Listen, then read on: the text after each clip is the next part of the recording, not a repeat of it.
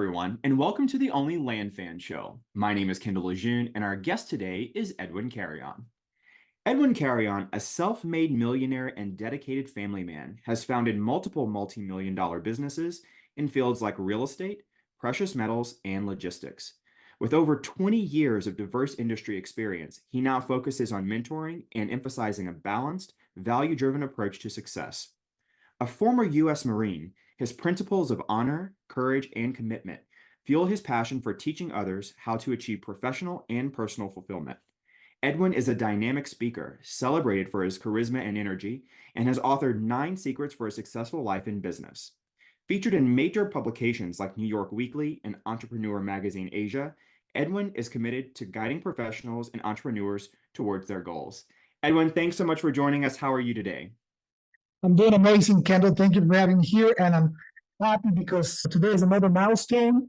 This is my second podcast of 2024, so I'm super excited for that. Right on. We're so glad to be part of a milestone for you. I've wanted to have you on this podcast for quite some time, ever since I saw you speak live at a conference that we both attended.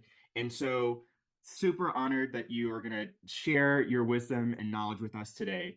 So let's jump right in. How did you get started in doing land deals? I got started back in real estate development per se, in 2002, just fresh out of the Marine Corps. Young kid, had no experience, had no knowledge, but I needed to do something. I needed to get in some type of business. And of course, the one business that was brought to my attention by my mother was become a real estate developer. And I'm like, okay, I'm going to do it. And we'll talk about the story later on, but that's when I got started back in 2002. So it's been 23 years now, 22 years. It's been a while. Wow. So what was that experience just getting into real estate development? Obviously, that must have been a huge learning curve. So talk to us a little bit about that.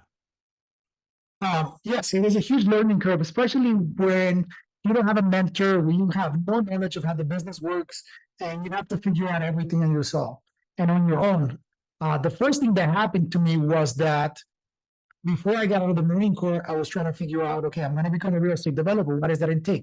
Buy the land and build on it. The first thing I started figuring out, okay, buying the land seems easy. There's nothing to it. Okay, I got that part down packed. Wrong. The second thing is I started figuring out how to build, and I thought I knew how to build because I found somewhere on the internet how to build. And pretty much when I left the Marine Corps and I lived in Miami, come to find out, I learned how to build in the Northeast, which is everything made out of sticks, wood, plywood, and in Florida, we wouldn't build that way. In Florida, we build with CDS, concrete blocks, concrete steel bars. Pretty much it was back at square one. And that's one of the huge things that I always emphasize. We need to have a mentor because it cuts the learning curve so drastically. Absolutely, absolutely. So you read my mind. That was going to be the very next question that I was going to ask you is, what type of mentor did you have? How did you go about learning how to get into this business? Did you have a mentor? Did you have a coach? Did you go through courses? What was that education process like for you when you first got started? But back in 2002, I wasn't as privileged as all our listeners are nowadays, which there's so much information, there's so much access to a lot of people nowadays. And to me, it was really hard because I had to figure out where can I find somebody mentor that was near me. And I was very fortunate enough to find a contractor that was willing to mentor me. And the way that he mentored me is pretty much he gave me a checklist. Hey, if you're going to build your first house, this is how you're going to build your foundation. These are the first 10 steps. And I did that. I followed step by steps. I didn't get detailed instructions on how to do it, but I followed the steps along the way. And that's how I was able to build up my own system. But the one thing that I didn't have, I never had a mentor of how to buy land the right way. And because we're on this podcast and it's all about only land fans and only land, there's a lot of intricacies about buying land and buying the right land. Because at one point in my career, I thought I made it big. I thought I made the hugest deal in life. I was able to buy around 11 pieces of land right next to each other. I'm like, oh, I'm going to make millions of those. I was able to negotiate the seller more than 50% off. And sure enough, the moment that I closed on it, I had my tractor trailer out there ready to clear the land, to knock down all the trees. And an hour later, I told him, hey, we're close. Go ahead, start demolishing all the trees and clearing that land for construction. An hour later, he calls me, Edwin, this land is wetlands. You cannot build on it. That was $800,000 worth of my money, cash, sitting there that I wasn't able to build on it. Wow. Okay, so I want to dig into that a little bit because I have so many questions. I want to unpack that a little bit. Uh, so what did you do with $800,000 worth of wetlands that you couldn't build on? What did you end up doing with that? You have to become creative, and that's part of being an entrepreneur, right? As an entrepreneur, it's not only about becoming a land flipper or becoming a land buyer. You have to think it as an entrepreneur. And what do we do as entrepreneurs? We solve problems and we figure out the solutions to every problem. So that's one of the things that I had to do. Now, the first thing I had to do is I had to figure out how can I get rid of this land or this thing that I thought it wasn't worth anything. How can I kind of at least get my money back without having to have that huge loss at the beginning of my career? Because that was at the beginning of my career, during my first year. Wow, yeah, I So mean what I that had could to have do, sunk you right there, right? yes, My gosh. yes, that could have sunk me right there. And again, and that's what I talk about, and I stress so much. It's always great to have a good mentor in your life, in all aspects of your life. It's going to cut the learning curve, or it's going to minimize the loss. On this case, what did I do? First thing is I had to figure out if it's not buildable, what can you do with it? The good thing about it that I found out is that when you buy wetlands, developers that love to build huge projects use wetlands to offset credits. For example, if you buy a piece of land that you can only build one house on it, and you want to build two houses on it, you buy a piece of property on the wetlands, and that gives you credit to be able to buy two houses, to be able to build two houses. Interesting. Okay, I love this. I love this. This is fascinating. I had no idea about this. Cool. Yeah, Okay. and a lot of people don't know that. Yeah. There's other people that make so much money in real estate. That's a huge way to offset credits, because what you could do is you could have, let's say you end up buying a piece of property or that piece of wetlands for $5,000, right? But the next property right next to it is a piece of property that you could build in it, and that property is worth $100,000. You could bring a surveyor and use that to offset taxes if you make a lot of money, and you could offset the whole $100,000 because of those wetlands. Wow. Okay. So now you got my gears turning. I want to know more. I want to know more. How did you go about selling this $800,000 parcel of wetlands? And did it have to be nearby to a builder's other project, or how No, did that all not work? at all, not at all. Like, especially in Florida, you could buy wetlands in the Everglades. There's parcels that you could buy in the middle of nowhere in the Everglades to be able to offset the things that you want. The things that I did, because we were not on the Everglades, we were like in a good location and a good area. There's quite a few things that you could have done with this piece of land. Number one, use it to offset the taxes. Number two, use it to offset credits into another project. Or number three, really go through the due diligence process and make sure that you're able to build it, because let's say the lot was 100 by 50. The average lot was 100 by 50 or 75 by 100. So the 100 feet were not 100% wetlands, only maybe the last 25 feet were wetlands. So you kind of have to make sure that you're able to do like a mitigation where you're able to build a part of the land. So that's what exactly we did all the due diligence, we figured everything out, and we put a great package together with all the benefits and all the pros for this property. And I found a great realtor, and that was young, that was hungry, that was ready to find a buyer. And within 6 months, we flipped that and we make money. I made money that deal. Wow. Wow. So did the end buyer end up actually doing anything with that property other than just using it to offset credits, or did they build on it too? I, I don't remember what happened, but I know if you go back into those properties now, a couple of those have been developed. A couple of those people built homes on. Wow. Wow, that's amazing. That's so cool. You hear a lot about, I know a lot of different investors. I've talked to a lot of different land flippers, and a lot of people say, I scrub out my wetlands. Like anything that comes back wetlands, I don't do anything with it. So I know that's a very popular kind of mainstream thought, but hearing this Yes. about offsetting credits and all this other stuff, it sounds like there might even be a niche within a niche that if you target wetlands and then package it the right way to these end buyers, that you could actually be getting some serious deals out of this, which is so Oh, cool. yes, I love this. definitely. Because a lot of times, like I said, I mentioned a minute ago, only because a property has wetlands in it, that doesn't mean that it's not a usable property. 10% could be wetlands. The other 90% cannot be wetlands. So all you have to do is, I had one of my friends that built on a property that had wetlands, and I think it's one of those properties. I actually, now thinking back, I met the developer that built on that lot that you talked, and we were talking about a minute ago, one of those spots that we were talking about. And what he ended up doing is he ended up doing like a house on stilts. Mm. So like that part of the wetlands were underneath the house, and that was used as a porch area. But then he had a nice house with an elevated entrance. So cool. So cool. All right. So you were able to make money on this property that you thought, oh my gosh, I might have just lost $800,000. And then you turned that into a Yes. profitable deal. After that experience, how did you go about finding more land? Did you get a mentor to say, okay, maybe I need someone to show me exactly what I need? No, What did you no, do? like I said, like I mentioned, unfortunately, for me was all OJT, on the job training. I learned as I went. That was my biggest, I think my biggest blessing and my biggest failure was that one in order to find out that I couldn't build on it.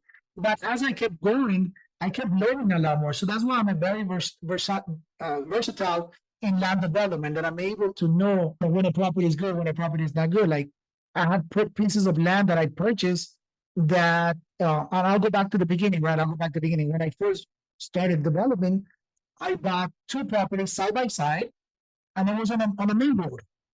But the problem was because it was a historic road, and eventually it was only a two-lane road, like one way and the other way. Eventually they wanted to expand. And when they wanted to expand, you had to donate a portion of your land to the city. And because you had to donate a portion of the land to the city, your lot become unbuildable because it was too small. And the reason it became unbuildable because there was no water line in the area. So you had to put and there was no sewer line, so you had to put a septic tank. There was water line, there was no sewer. So you had to put a septic tank. And based on the septic tank requirements, you couldn't build on it because the lot was too small. Again, Wow. as an entrepreneur, what do? Figure it out, find solutions, right?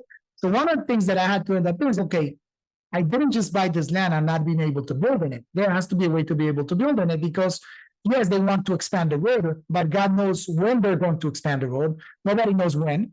So one of the things that I did, I had to go back and I had to tell them, hey, when was this land subdivided?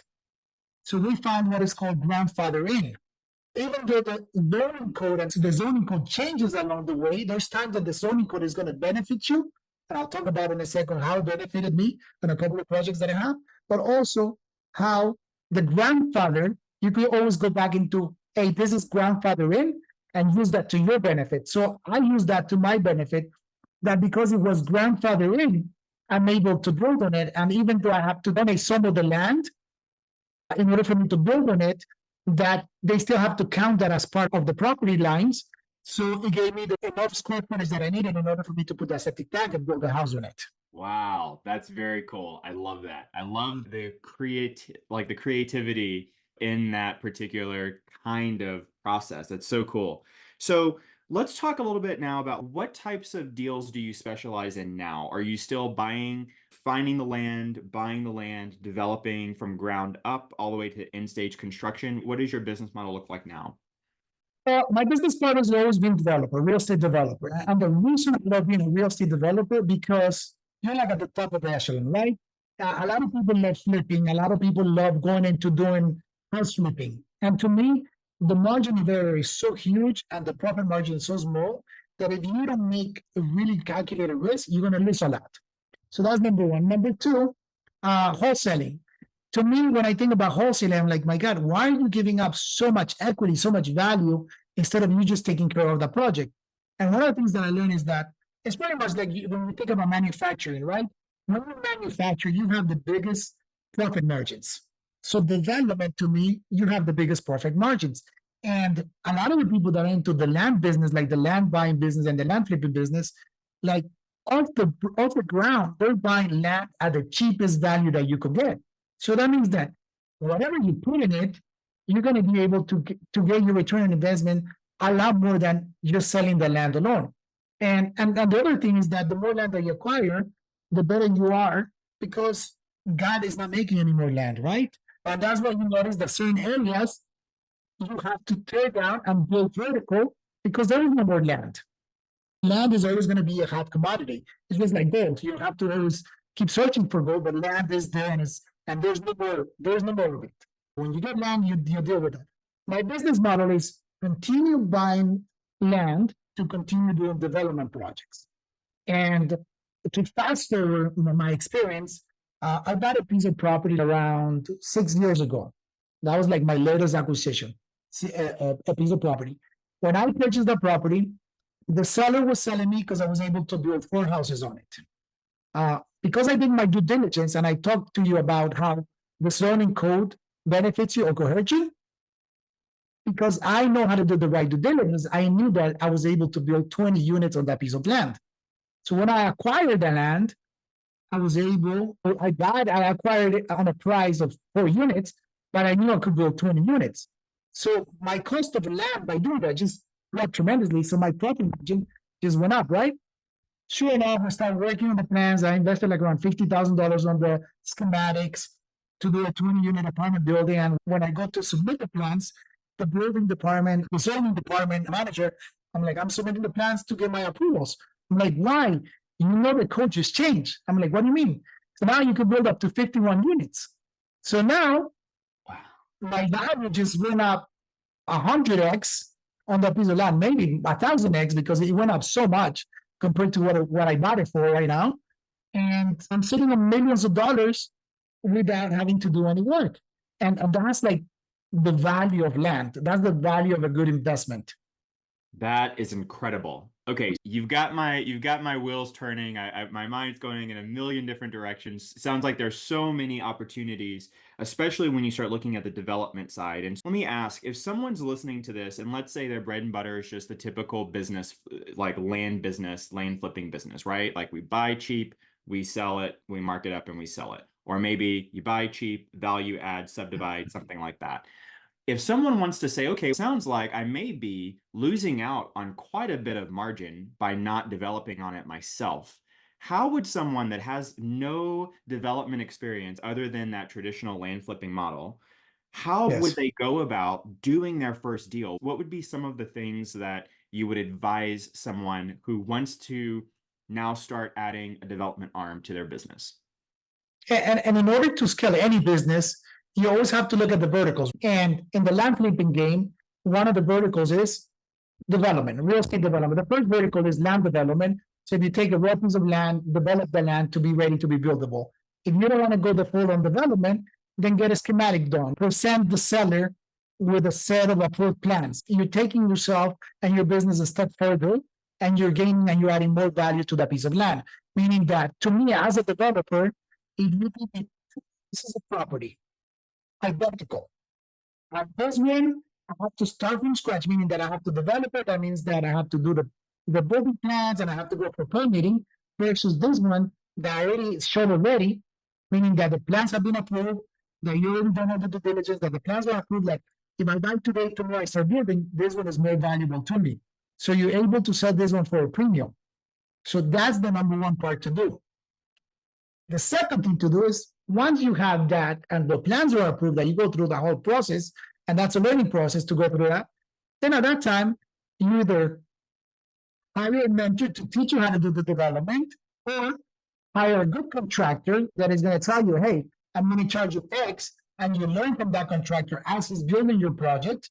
And the only thing is that you really have to make sure that you find a good qualified contractor so you don't lose on it. And that's how you get into the development game.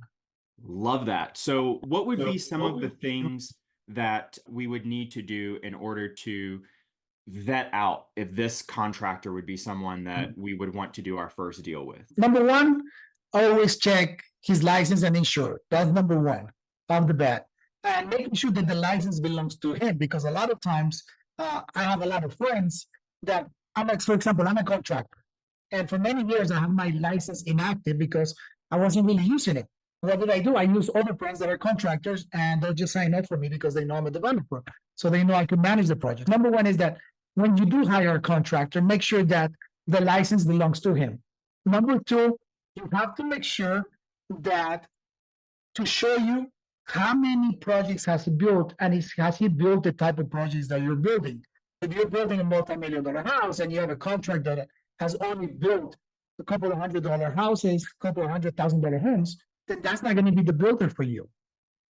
You have to make sure that you find somebody that has. And then at the same thing, the last thing is making sure that You verify his recommendations, his letters of recommendation that he tells you if he built a house, go in there into the city, search, make sure that his license proof for that permit, making sure that you speak to the owner of the house and hey, yeah, I confirm he's the one that built my house. Did you have any problems or anything like that? Yeah, but so there's a good amount of due diligence that goes into vetting out that right contractor, right? Yes. I'm sorry, real quick. The last thing Yeah. is never ever pay more than what they built, meaning that make sure you keep them tight with the money because a lot of contractors, what they love to do is take money from this project to use to finish another project that they left behind. So it's always making sure that you keep them tight so you're able to steer the situation and make sure that before you pay them anything, they always give you releases of liens and that you verify the work that you're paying for that it has been completed. That's really good. That's really good advice. So you also mentioned we could also go the route of finding a really good mentor, right? So what would Yes. be some of the things that we would need to do in order to vet a mentor and find one and then start that mentorship relationship? Yes. One of the things with me personally, and I learned this of going through many mentors in my life. One of the things that I always look for in mentors is that number one, they share my faith. God is number one in my life for me, and I make sure that we're both on the same page. Number two, that they share my values. Number three is that my mentor is somebody that I want to become, who I'm looking up to. Mm, Why? Because if I'm hiring a developer mentor and I want to build multi-million dollar homes and he doesn't build multi-million dollar homes, then that's not the mentor for me because he doesn't know where I want to get to or how to get to where I want to go. So that's right. number one. Number two, if we don't share the same values, we're going to be disaligned. So he's going to tell me some things that are not going to match my values. And we tend not to listen to that. We only listen to people that share our values and our beliefs. To me, that's extremely important. And also, make sure that he has the experience because a lot of mentors nowadays, I'm noticing there's a lot of gurus coming out there and they really haven't done the work. They really haven't done what they say they're doing. They were able to go online, learn from a course, and put a program together versus really actually doing the work and having that experience of, for example, me as a developer, 23 years experience in the development field. That accounts for more than any book that you could read on any day. Absolutely. So if someone is looking for a mentor, they're looking for someone whose alignments, whose core values are aligned with theirs, and they find some names. They do Yes. their they talk around and they find, okay, I think this is my short list. What type of advice would you give to people? Do you just reach out and say, hey, can you mentor me? Or hey, I'd like to learn from you? Or how do you go about doing that? Just like you said it, reach out to people. I think that's one of the easiest forms of finding the right mentor. Believe it or not, a lot of people are very reachable, and the more that you grow, the more that you want to help out. And what I've done with the people that I wanted them to be my mentors, I have reached out to them directly. I'm like, hey, I want you to mentor me. Or if you see the value in them, if you see that they're going to be able to take you to the next level, hey, how much do you want to charge me for one-on-one mentoring? And a lot of times, to me, I'm spoiled at this point in my life. But when I get a mentor, I want to do a one-on-one mentorship because I want to be away from the crowd. I want you to tell me exactly how to do things, how I'm going to grow, what to do. I don't want you to give me the general knowledge. I want you to give me the personalized knowledge, the VIP knowledge, because it's like when you listen to music on the radio, everybody gets the same song, right? When you go to a concert, the artist is going to give you a different version of that song. But when he sings for you and only for you in front of you, you're going to feel it and you're going to get that. And you know, nobody is ever going to get that song the way that you got that day. So that's the same thing with the mentor. When you start getting that one on one mentorship, not only do you have that VIP attention for you, but also you will start getting and building that relationship that eventually turns from a mentor mentee relationship into a friendship. And to me personally, one of the things that I'm doing a lot different than a lot of mentors is that because I believe so much in what I teach and how I mentor, that I'm willing to put my money where my mouth is, meaning that when we finish the mentorship cycle, I invest my own capital, my own money with the people that I mentor. I love that. So much great information in that. So let's talk about. I want to jump back to that first deal that you did, 800 grand on some wetlands. That's still stuck in my mind. And talk to me a little bit about this. Sounds like this was your first deal. How did you get the capital to put 800 grand into just the land for a development? Okay, so it was not my first deal. I think it was like my fifth or sixth deal. Okay. And when I started development, first thing I did, I left the Marine Corps, bought two pieces of land, sold one for double the price. So I got the other piece of land for free. And I had enough money to go buy another two pieces of property. So I was able to buy the other two and started growing really fast. So that's where I was able to, within a year, to get to that $800,000 to be able to buy all this land cash. When I left the Marine Corps, I had no money. I was in deep debt. Being at 22 years old, I was in huge debt, but I was very fortunate enough that my biggest fan and my biggest believer in my life, which is my mother, she pulled out a huge line of credit on her house and she let me borrow $100,000 to be able to start. And then from there, I was able to build relationships with banks.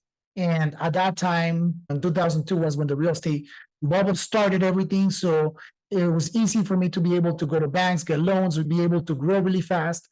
I found a good wholesaler, and that was one of the keys to my success as well. I built a relationship with a great wholesaler that on the area where I was building, he knew a lot of people. So what he would do, he would go everywhere and talk to everybody.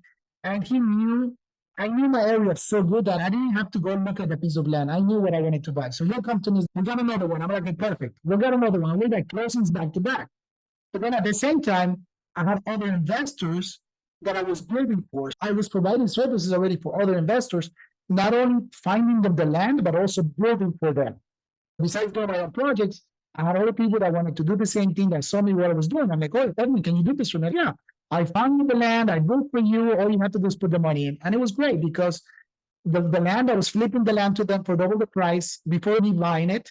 I was building for them. I was making money on the construction. They were making money on the sales, but they were keeping them for rentals. So it was a win situation at that moment.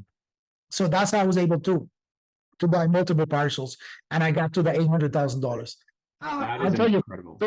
I'll tell you a quick story right now about another piece of property. And again, you zone into your advantage, right? So I was able to buy this property. It was a corner lot.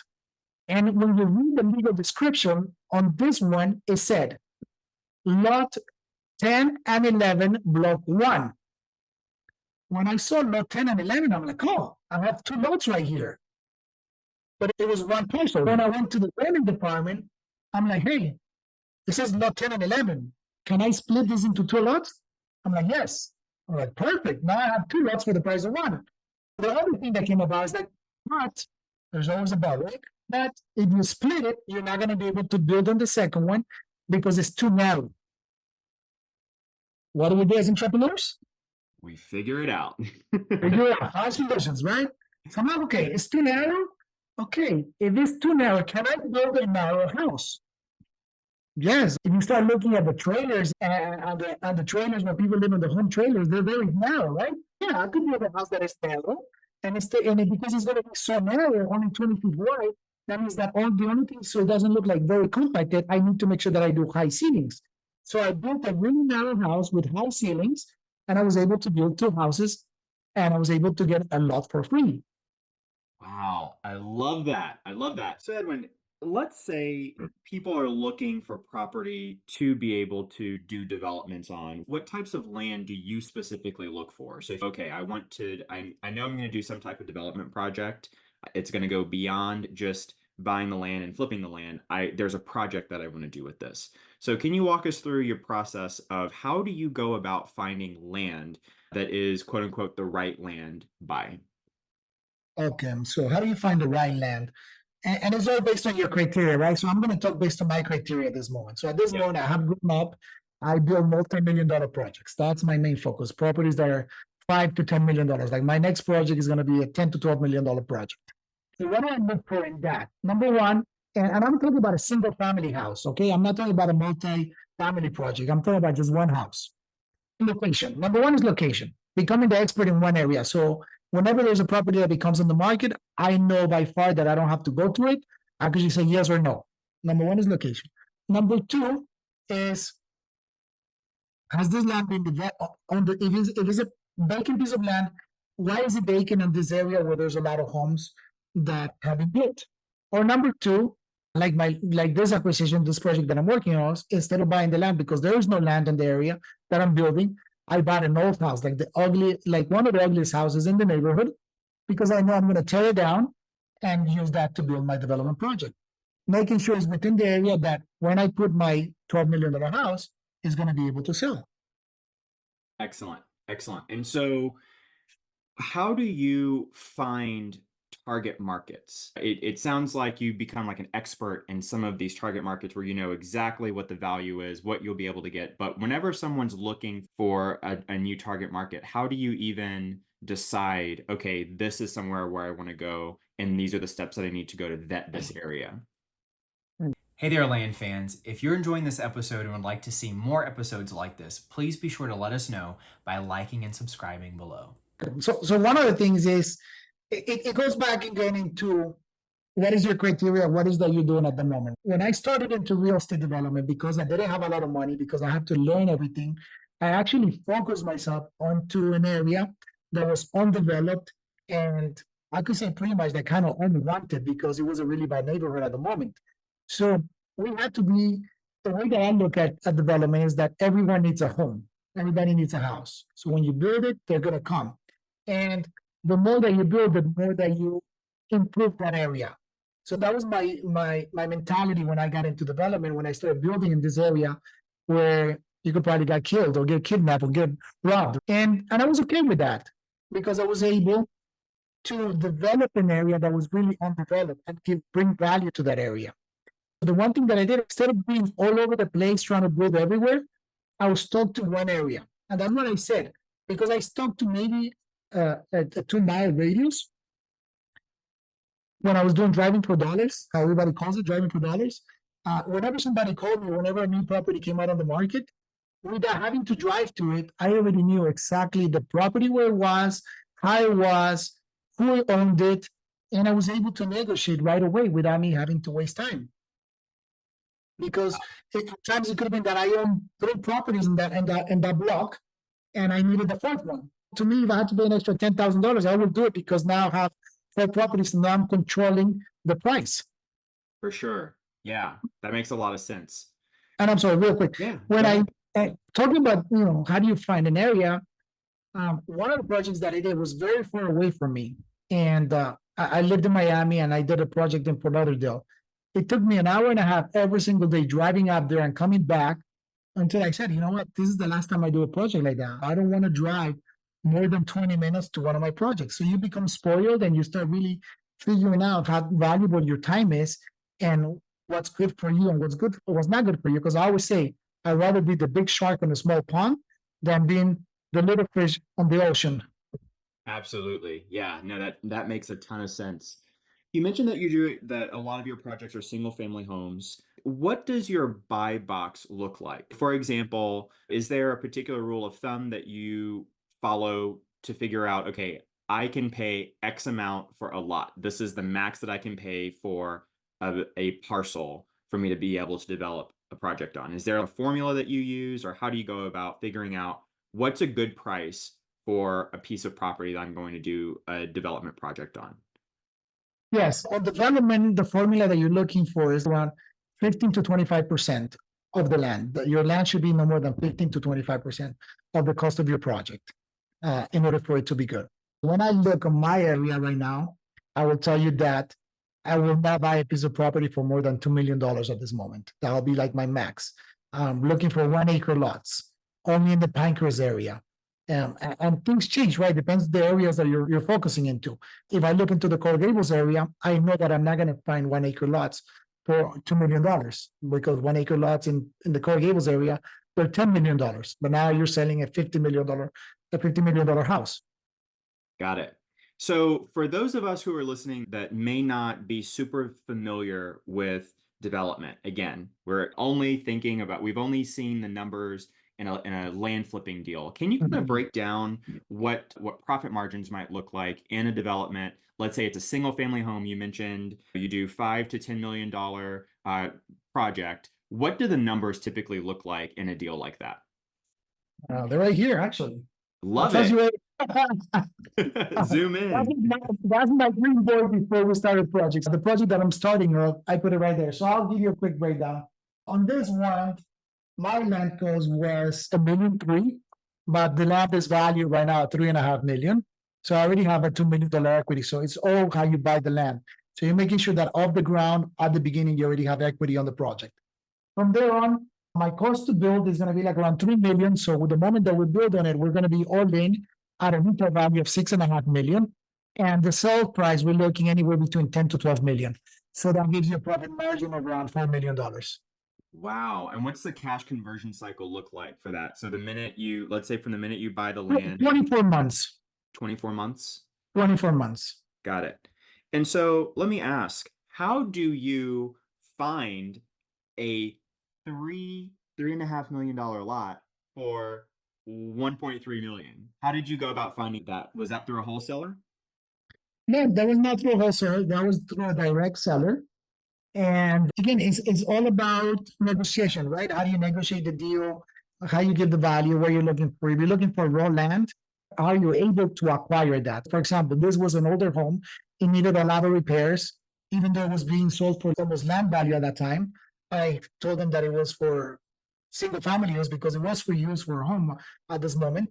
I had to tell them, I showed them what my expenses were going to be to improve into the home in order for me to be able to get a better value. And then at the same time, the seller needed to sell because he wanted the cash out to be able to do something else with that money that he had sitting there for a while, because that has been sitting for 2 years prior for us purchasing the home.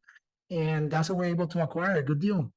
Wow. So can you walk us through how do you go about when you put together a marketing campaign to find potential lots for you to be able to do these development projects? How are you doing that? How are you pulling lists? Are you calling? Are you door knocking? How does that work? What does that look like for you? Nowadays, I don't do a lot of projects. I only do one project every couple of years. And the reason I do that is, like I mentioned a minute ago, this project is going to yield me like about a few $1 million profit. To me, is not working a lot because that's what I used to do back in the day when I used to develop the smaller homes. I used to be 20 homes at a time until I realized that it takes the same amount of time and effort to build 20 small little houses versus one multi-million-dollar home. So that's why I focus into the multi-million-dollar home so I could have a better quality life and not work as much. I have more of a life balance with my family. Um, I don't do a lot of the advertising and the marketing that you're talking about, but when we do look for the smaller projects, when we do look for the smaller pieces of land to be able to flip like that, is again going into Miami-Dade property appraiser, like going to the property appraiser to see who owns those properties, going around and driving and seeing properties that have overgrown grass, and then sending letters to the owners. Hey, I'm a developer. I want to buy your land. I'm an investor. I'm looking to purchase your property. Do you want to sell? And and a lot of times you end up finding deals like that. But to me, I think one of the biggest ones where I find a lot of good deals too is through developers that either got way over leverage, meaning that they're about to go bankrupt. So they're able to sell you good projects. And one of the projects that I purchased a few years ago was an 11 townhome project. It was a nice piece of land to build 11 townhouses. I was able to buy that piece of land for only $600,000. Right now, it's on the market for $1.5 million. Yeah, 1.5 million. So we have it on the market with the plans ready and approved. So that's what I was talking about. How do you add value? If you don't want to develop, then you're able to just get the plans approved and sell it like that. The developer that needed cash because she had other projects going on at that moment and she needed to get rid of those projects first. And she just wanted cash. So I was able to take advantage of that and say, hey, okay, I'll pick up your project. This is what I'll give you for it. Wow, that's incredible. Obviously, with over 20 years of experience in the business, I'm sure you have a fantastic network and so many developers in your area know you and know who you are. So if someone doesn't have that background, they just maybe have just been on the land side for a while, how would those people find maybe like an over leveraged developer that would be looking to fire sale some of their projects? Yes. A lot of the one is building relationships with lenders, private lenders in the area. And how do you build those relationships with private lenders in the area? It's pretty much just driving around.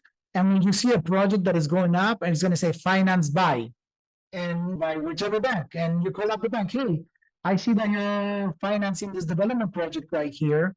I'm also a developer. I'm also love to buy land. and I want to know what your rates are going to be. But at the same time, if you have any projects or any, if you know of any projects that you guys are financing that the developer is not fulfilling his end of the bargain, let me know because I'm able to buy those projects. And they'll reach out to you and they'll tell you, hey, this is the book of business that we have. And sometimes you don't even have to, like a couple of years ago, I was going to do a nice deal. It was going to be an apartment building for 12 townhomes. And because I have a good relationship with the lender and I knew the developer that was going on there, all we were going to do is just transfer guarantees from his to mine. And I was going to be able to take over the project. Wow. Wow. So is it like, did you assume the loan, like a subject to thing Like or assuming like assuming the loan, but changing guarantees. so But on this cool? project, it didn't go through because the numbers didn't make sense what they wanted. But there's ways that you could do that. Yeah. Okay. So if someone is looking to start building a network of developers, where would you suggest that they go?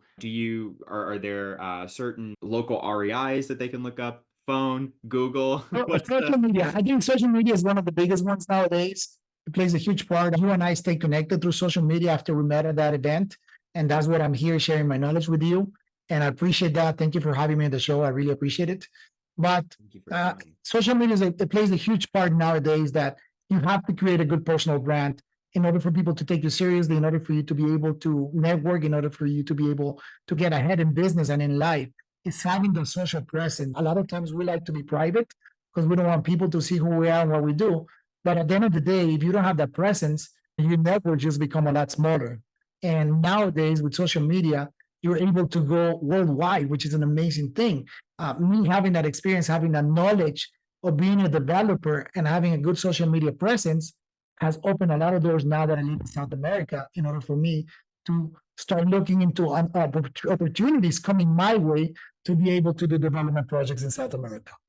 That's incredible. I have to tell you, your social media presence is absolutely incredible. I definitely want to be like you when I grow up in that regard as well. So, can you talk to us a little bit about what are some of the elements that you would consider absolutely necessary in a good personal brand, a good social media presence? I think is you have to share a little bit of what you do and share a little bit of what you do, but also share your personal life. People like to do business with people. People don't like to do business with business. And I think the most important thing is be authentic, be who you are, be transparent. Um, People could tell the fakes, and eventually the fakes come out. So be who you are, and the people that are going to come to you, the people that are going to relate to you, are going to be the people that are like-minded and the people that either look up to you or want to be like you or you want to be like them. And that's what you want to do on a personal branding level. Really be authentic. I think there's no other word than that. Just be authentic. Be yourself.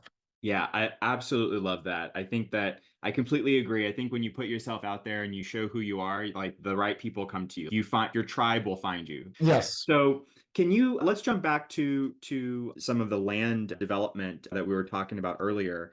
So, are you looking for, I'm assuming you're looking for vacant lots as well in some of these projects, but how many of your projects from a percentage standpoint would you say are that you're buying old homes that have existing structures and you're just tearing those down to build on top of those versus just finding some vacant lots? Nowadays, because of the range of homes that I'm in, 90% is old homes, lots with homes for tear downs. Got it. That makes total sense. So, if someone's listening to this and they're like, "Oh my gosh, Edwin, you have just lit my world on fire. I want to start looking for these types of properties." Would you suggest that maybe not to get started in $5 to $10 million single family projects, or if a beginner is hungry and wants to put in the work, say, yeah, go for it? What would you suggest that they do? Is that a good starting point? I think it's a great starting point if you have the capital for it and the backing for it. I wouldn't recommend it unless you have a good mentor that is going to help you along the way because the mistakes are just greater. Let's say you end up doing a bathroom and the bathroom is going to cost you $60,000 versus a $500,000 house, which is only cost you 10 grand. If you Right. make a mistake, it's a $50,000 mistake. So it's a huge mistake. You have to make sure be ready for those huge mistakes. Everything costs you 10 times as much, but the payout and the reward is big as well. So the bigger the risk, the bigger the reward. But starting out, I always tell the people that I mentor in real estate development, Let's start with a small house first. I want you to get your feet wet because no matter how much knowledge I give them and no matter how much I tell them, people tend to do what they want to do at the end of the day. That's so They true. do things how they want to do. That's right. So I'm only there to guide them, not to make them do things the way that they want. And a lot of times, you tell the people that you mentor, hey, this is going to happen if you do it this way, but they still want to figure out. They're like kids. They still want to figure out on their own. And even though you tell them, don't do this as a parent, they're going to do it because they want to learn on their own. And Sure. then you're able to tell them, I told you we should try it this way, but you wanted to do it this way, which is okay. Now you learn. So start with a small house first, see how that goes, see if that's going to be for you, and then move on to the bigger projects. I have one of the guys that I mentored many years ago. They did a couple of projects, and then afterwards they realized development wasn't for them. Got it. So when you say smaller projects, what would you suggest would be like, okay, you've done some land deals, you've got a land business, you've flipped properties. What type of entry level project would you suggest if someone wants to give a shot to development? What size project? I think nowadays, and based in general America, right, in general the United States, a level entry home is $500,000. Pretty much nowadays, you cannot find nothing, not much under $500,000. Now, all depends where you live, right? If you live in North Carolina in a small little town, then we're talking about maybe a $100,000 or $150,000 home. But pretty much everywhere else in a metropolitan city, you're talking about $500,000 house. That's like your starting point, a $500,000 project. Excellent. So let's talk a little bit about what are some of your main deal breakers when you're looking at properties. You've got your area. Let's say a project comes across your desk. Obviously, the numbers have to work, but are there any deal breakers that you have at the land level that whenever you see it, it's just land, you look at it and you're like, this is not going to work for a project? Like I mentioned, I have so much experience that I've been through everything that nothing scares me nowadays. I have to do water lines, sewer lines, I have to do streets, I have to do main extension lines, you name it, I've done it. So nothing scares me because to me, all of those are what I call those are advantages to me because I could use that as an advantage. Let's say if I find a piece of land that you need to do a water line, a sewer line, and you need to do a road, I use that as a buying power for me because now I got to tell the seller, hey, nobody's going to buy this because now they have to do a water line, and the water line is going to cost you this, and you have to do an entitlement, and you have to put a bond on it for many years. For 5 years, you have to put up a bond, and you're going to have a hard time selling this. So now I use that to my advantage to buy it at the price that I want because I know that I'm able to do that, and I know that I could do that cost effectively.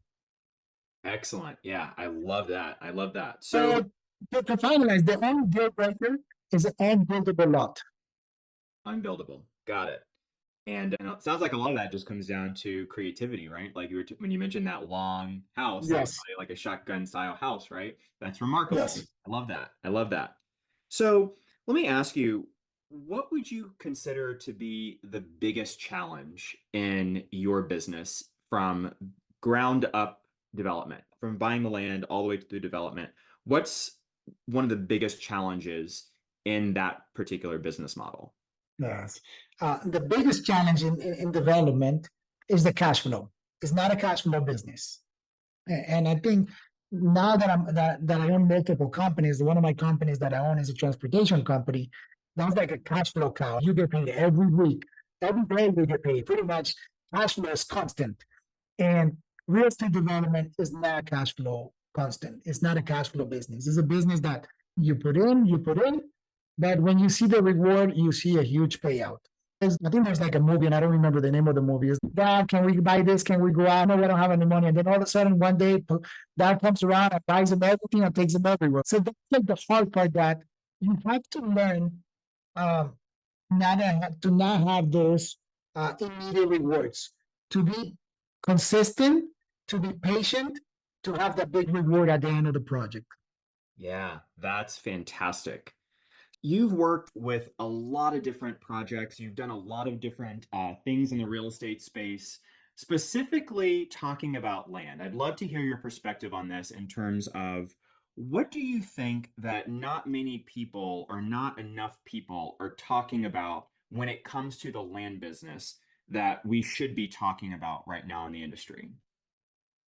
The development part, the land development part. I think everybody's focused, and I think it's a huge fad that's going on. Like, there's always a new bubble that comes around. And the new bubble that I see right now, it's everybody wants to be a land wholesaler because house flipping became a house wholesaling became so saturated that people needed to find wholesalers needed to find another way where they could create fast income. And that's when we talk about the quick returns. So they went into the land wholesaling. But that's going to die down because it's going to come to a point where you're not going to find the land buyers, where you're not going to find the people that want to buy the land because they don't understand what land is and they don't want to sit on land. Land development is a huge niche that has been around for centuries that not everybody's doing. Again, to me, it goes back to what I said at the beginning. If you're able to buy land so cheap, you have a head start to become a developer and be very successful at development. That's incredible. So the last nut and bolt question that I want to follow up on is, so let's say someone can find dirt cheap land, they can buy it. This would be a good project for them to work on. But let's say in the land business, sometimes you don't have capital. Like, capital is a problem, I think, for a lot of businesses, right? And so you mentioned financing with banks. You've also mentioned some private lenders. How would you suggest that someone go about funding these types of projects if they don't have $100,000 line of credit or a ton of cash? How would they go about overcoming that capital hurdle to be able to do that type of deal? Okay. No, I love that you asked me these questions. And that's one of the huge limiting beliefs that a lot of entrepreneurs, a lot of young entrepreneurs have. I don't have money, or money is an issue. And one of the biggest things that I teach people and I tell people is that when they ask me a question, do you need money to start a business? And I tell them, yes, you need the money to start a business, but you do not need to have the money to start the business. It's the same thing with development, right? Do you need money for development? Yes, you do. Do you need to have the money to become a developer? You don't, because there's so much money out in the world. We're so blessed that God created abundance for us. We live in a world of abundance. Is there a lot of land right now? There's a lot of land. Is there a lot of money being printed every day? There's trillions of dollars being printed every day, right? You might not have that. Somebody that has it. So go to them, raise capital for them, present to them the huge opportunity that it becomes in development, and find yourself a capital partner. You have two things in business. You either find yourself a technical partner that is going to teach you how to do it, become a developer if you have the money. And if you don't have the money, but you're a good developer and you can develop, find yourself a capital partner. Find yourself and raise the capital. Excellent. Very good. Very good. Shifting gears a little bit, what would you consider to be your superpower? My superpower, God gave me this blessing to be good in business, to be able to start anything from the ground up and build it into a multi-million-dollar company. And the next superpower he gave me is that to pass on that knowledge to as many people as I can. And that's why I'm here sharing my knowledge and my experience with you I and with all absolutely the love that. listeners. Absolutely love that. You mentioned you had several businesses, you even mentioned a transportation business. Tell us, what's the list of businesses that you have? I own a transportation company, and a transportation company, we move throughout the United States, all the way in the Northeast. We have the big tractor trailers with the big tractors, the big trailers, you name it, all those things. And we move produce throughout the Northeast United States. And that's a cash flowing business. When I talked about different businesses, right? That's the cash flowing businesses. My wealth creation business is my real estate development company. That's the type of business that continues creating. I build a project, I make a few $1 million that creates more wealth, and I put that into another project, and it starts to create that generational wealth, because in life we have to look for that financial freedom. A lot of people don't think about the financial freedom. They think about building $100 million company, $100 million business, but a lot of times they don't realize that $100 million business doesn't give you financial freedom, or doesn't create the wealth and the freedom that you want to have in your life.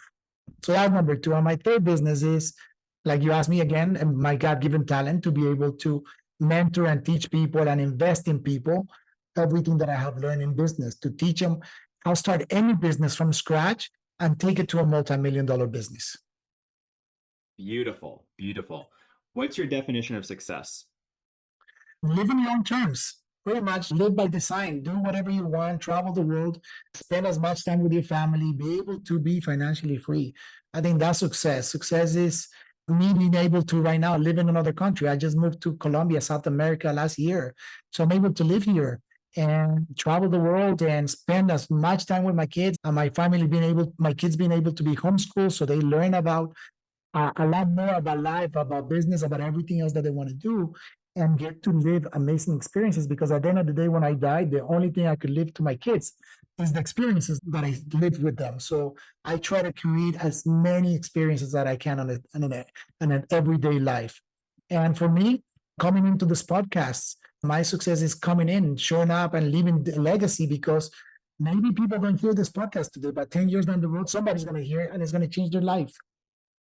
Absolutely. No, I love that. That's such a rich legacy and just being super intentional about what you want to create in life. I think that's just incredibly inspiring.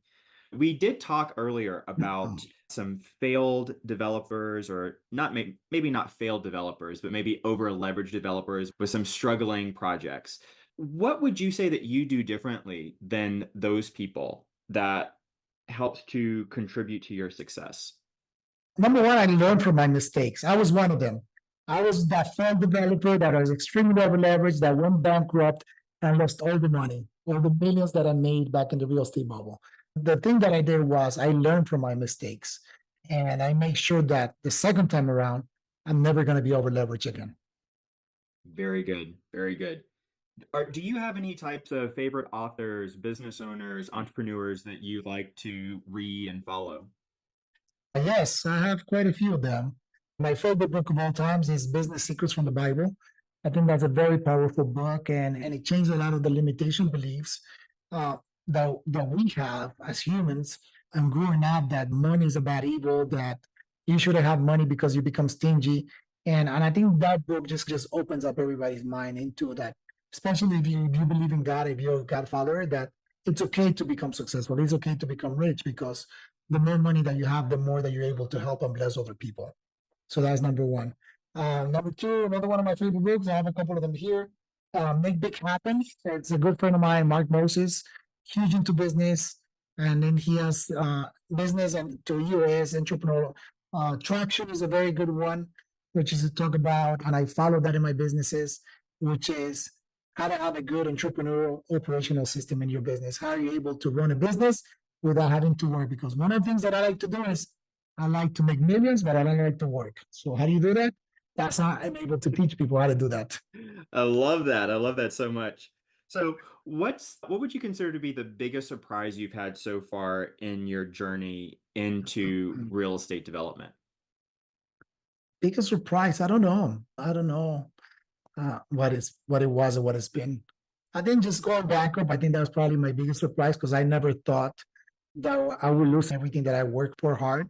I think the biggest surprise was that losing everything, but also humbling down and understanding that was my biggest lesson in life, that I became too cocky. I became too thinking that nothing was going to happen, nothing was going to take me down, and learning from those mistakes. Yeah, that's really good. That's really good. If you could go back and tell yourself three pieces of advice when you were a brand new beginner, what would they be? Number one, keep doing everything the way that you're doing because you're going to make a fire. Number two, don't change anything about who you are, how you are. But then the number three will be make sure you choose your business partners wisely. That's a big one. That's a big one. Yeah. So, what would you consider to be your biggest passion or goal you'd like to achieve at this point in your life? Business or personal? Both. Cool. My biggest goal is again, I just started last year into really the mentoring part and the business consulting part is really to impact as many lives as I can. And because I really believe in investments, right? And the two biggest investments that I think you can make, number one is real estate, but number two is entrepreneurs. So I'm able to build very solid entrepreneurs, very solid people that are able to teach them how to become successful, then I wouldn't have a problem investing in them because I know that's going to be one of my biggest return on investments. So that's number one. Number two is to continue building amazing experiences for my family and I, to be the best role model for my kids. I have two girls, so I want them to find great men like myself. And that's why I try to be the best man that I can for them. Yeah, that's beautiful. Could you tell us a little bit about your mentorship program? What types of entrepreneurs do you specialize in working with? Tell us a little bit about that. Yes, I have quite a few programs. Remember, the first one is called Startup to Millions 365.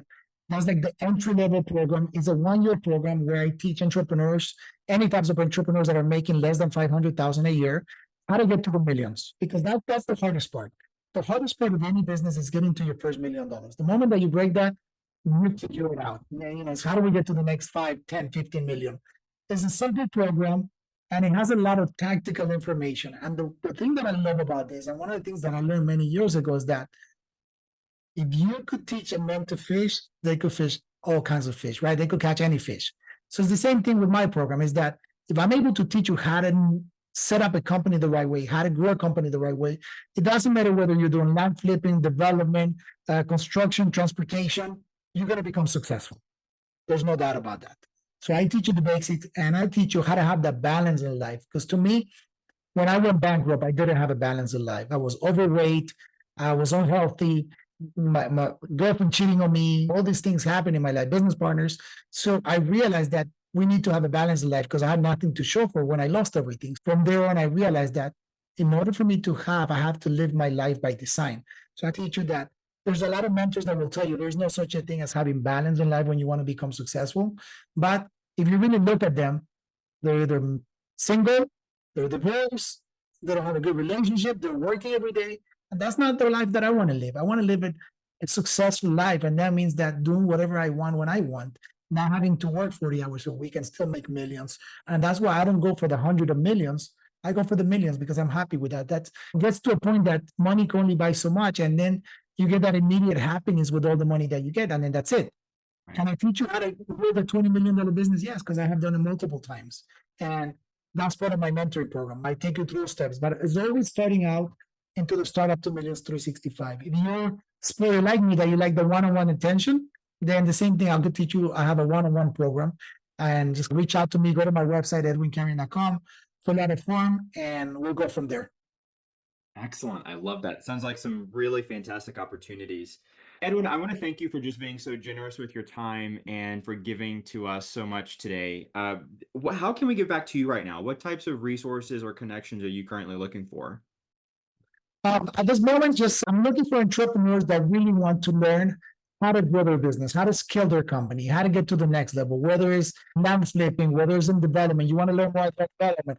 I have a development program that I created that I personally love to teach people. And you see how passionate I am about development. I If you do. want to You learn light up. not to make mistakes, how to find more land, how to get more deals, I'm not going to teach you that. I'm going to teach you how to set up the business the right way in order for you to become a successful land wholesaler. So it's send me leads, send me people that are willing and interested into growing their business and getting to the $1 million. I absolutely love that. So if we want to get in touch with you, if we know some entrepreneurs, maybe the entrepreneurs are listening themselves and they want to get involved with you, you mentioned your website. Can you tell us your website again? And is that the best way for us to reach out to you? That's one of them. My website is edwincarrion.com. And you can find me in all the social media channels, LinkedIn, TikTok, Instagram, Facebook, Twitter, YouTube, Edwin Carrion 78. Excellent. So we'll definitely put that in the show notes as well. Edwin, I want to thank you so much for sharing. This has just been such a cool conversation to hear what goes beyond how does land fit into a bigger model. So it's really cool. Such a wealth of information. Thank you so much. It's been an honor and a pleasure, my friend. Thank you all for joining us, and we look forward to catching you in the next one. Until then, take care, be safe, and we'll catch you next time. Bye-bye. If you're interested in hearing from other 6- and 7-figure land flippers about how they build and run their businesses, then check out my group OnlyLandFans, where I do a live interview each week inside the group. You can grab that link at the description below. Until then, be great, have a great week, and catch you in the next one.